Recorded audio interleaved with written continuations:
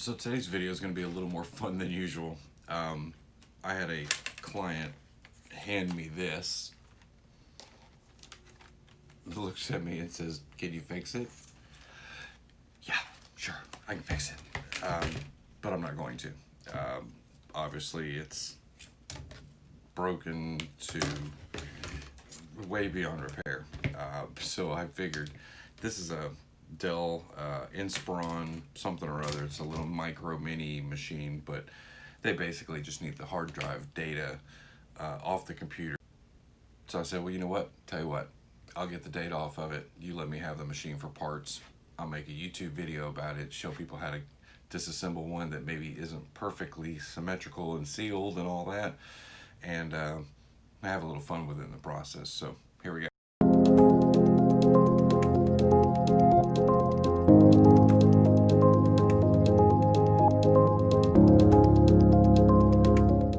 So the good news about working on something like this is you don't have to worry about breaking it because, well, the client already took care of that for you. So the LCD screen, which is shattered and destroyed and ripped apart, they were nice enough to break that off. The bezel that covers the screen like so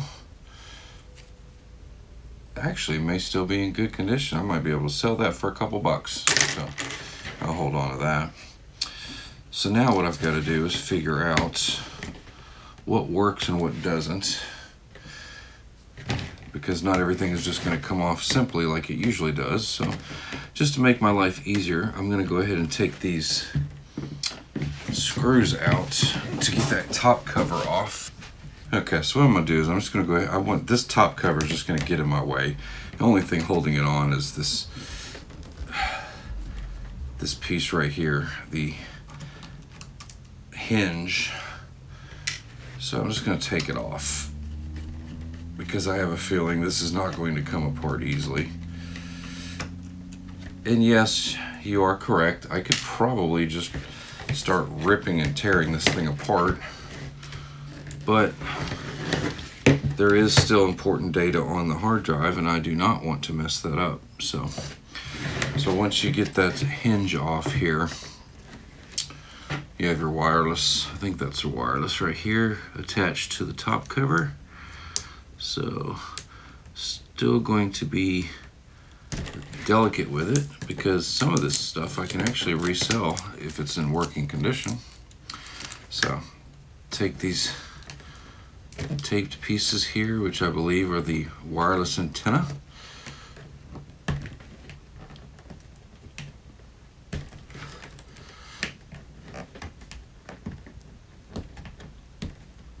And this tape is probably strong enough to hold a Saturn V rocket together, so gotta work at it. But once you get the tape off, the wire is looped around. There's these little plastic placeholders, for lack of a better word. You just gotta remove it from there, and then boom, top cover. Oh, hey, looks like they just did it. Okay, so now I've got that part done. I'm gonna go back to the typical disassembly of one of these just to see how much more difficult it's going to be. Multiple screws, 1, 2, 3, 4, 5, 6, 7, 8 screws here. And who knows, maybe this thing will just come right apart for me, I don't know.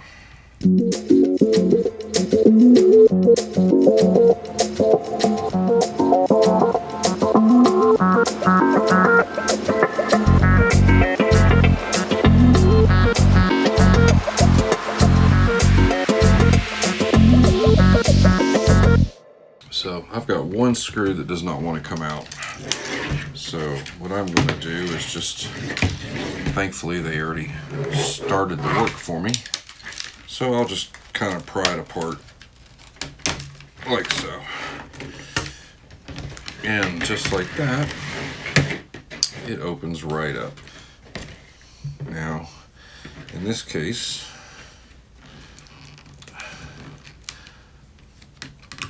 I probably still have some valuable parts that I can either stick in a box or find a home for it on eBay or something along those lines.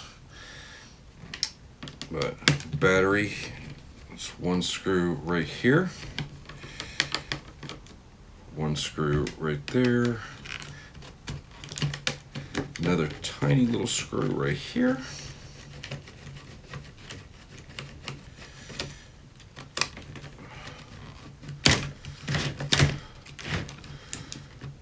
okay, that one does not want to come out, but that's okay. And then we have one here which secures it to the main board, and then there you go. There I have got a little ZIF connector right here, which this one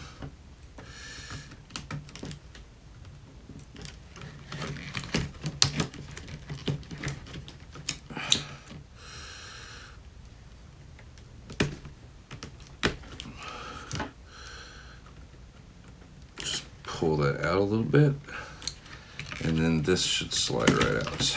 There you go, just like so. So there, fully working battery in good shape, assuming, you know, it wasn't destroyed when they fell down the stairs or wherever.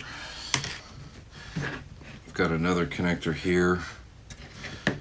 This cable connects the USB ports to the main board.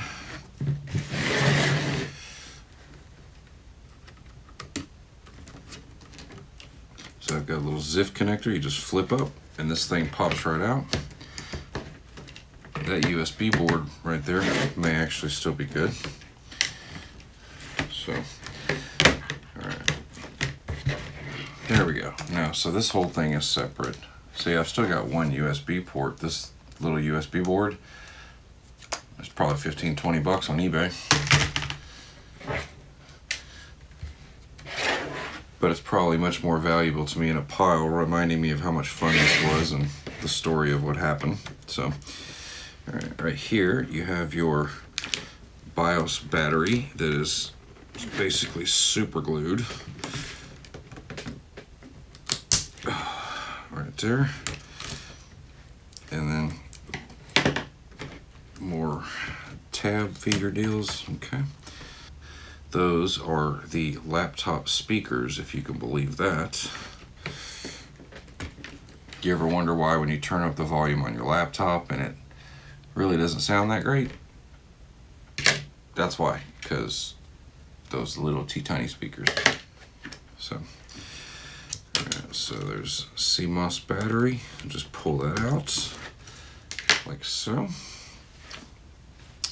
And we've got our wireless adapter right here.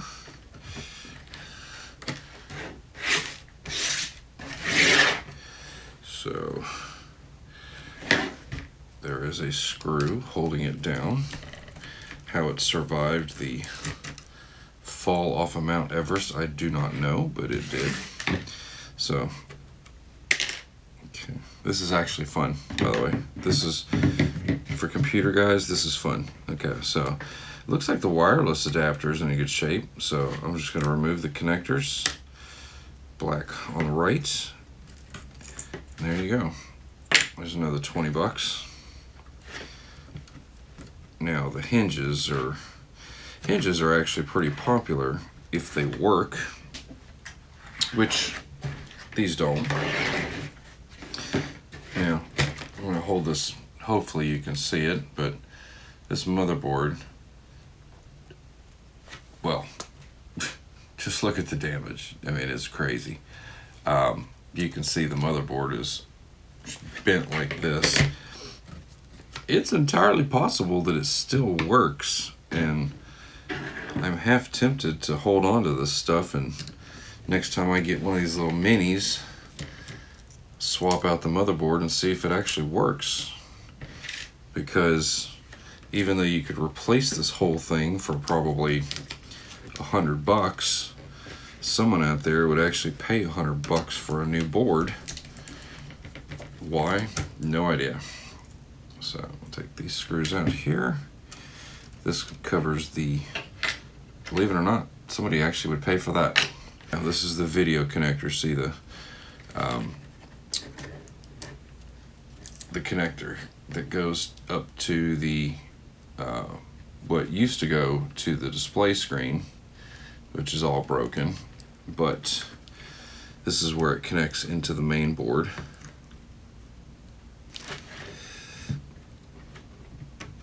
There you go, just flip that up. This connector pulls right out, and then of course it's wrapped around this deal right here,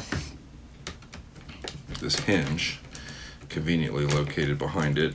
And if you ever have to reassemble one of these things, you don't want to accidentally forget it. The cable goes behind the hinge, otherwise you have to take the whole thing apart and start all over. So that's actually a good working hinge right there. There's probably another $5-6. By the way, I don't usually sell stuff on eBay. I haven't done it in a while. I've been on eBay since 1998. I just don't have any desire for it anymore. But occasionally, if I have a box full of stuff, I may, you know, do that. So, alright, so what I'm going to do, this is the keyboard connection here, if I'm not mistaken. So, another ZIF connector. You just want to push up a little bit. This slides right out. And as you can see, we're making progress here as to getting the motherboard out. One more cable, which is the power connector. There we go. Pull that out. And voila. There is your bent motherboard. Pretty, huh?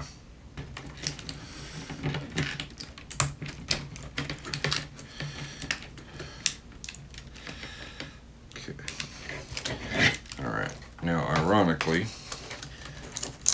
on most of these laptops, you have to generally take the keyboard off on a lot of Dells to get to the guts.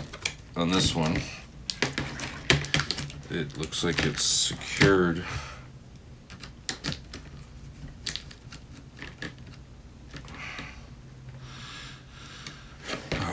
hinge, the right side hinge. Okay, that's out. There's part of the top cover. It's not often that we get to break stuff. It's kind of fun.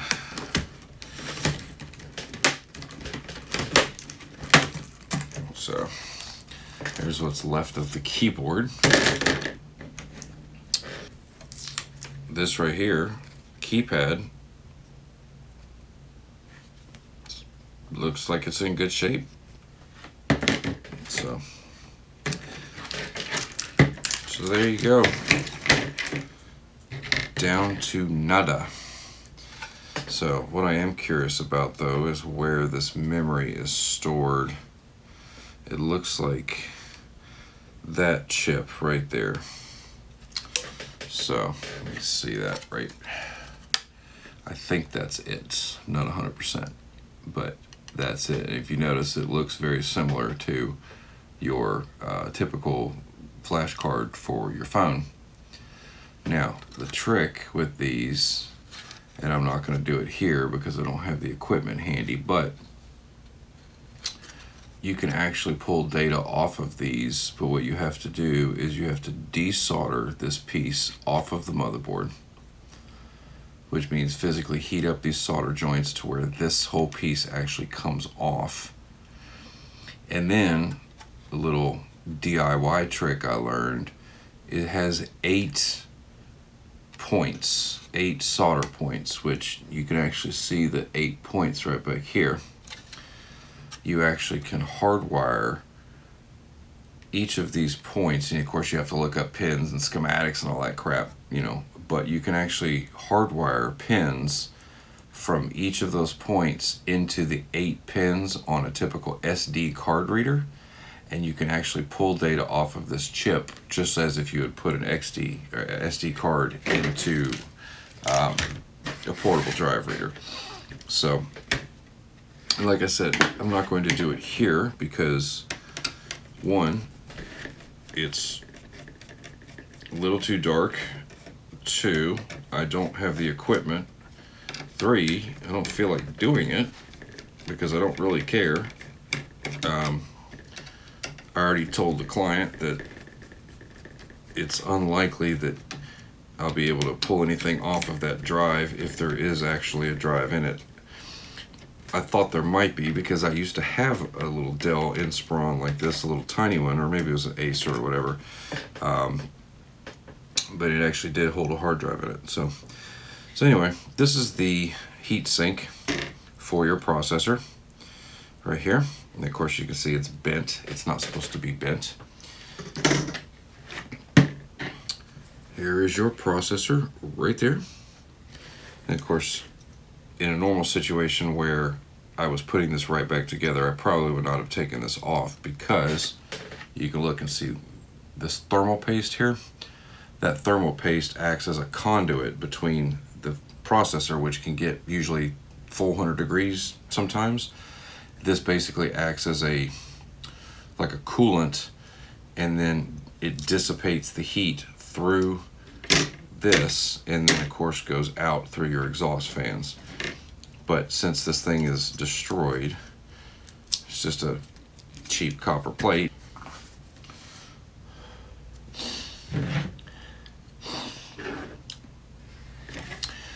So, as you can see, the motherboard is, we've got all the way down to it, but it's obviously shot. USB ports are destroyed. It's not supposed to be bent. It's supposed to be flat. So, I thought that'd be fun to take it apart. So, there you go. Cool. So, I hope you had a good time. I enjoyed making this video for you. I hope you enjoyed it as much and had a little bit of a snicker. Stick around and I'll be making some more videos for you. Feel free to comment below if you have anything you'd like to add, and please make sure to like and subscribe. I'd greatly appreciate it. It helps my channel a lot.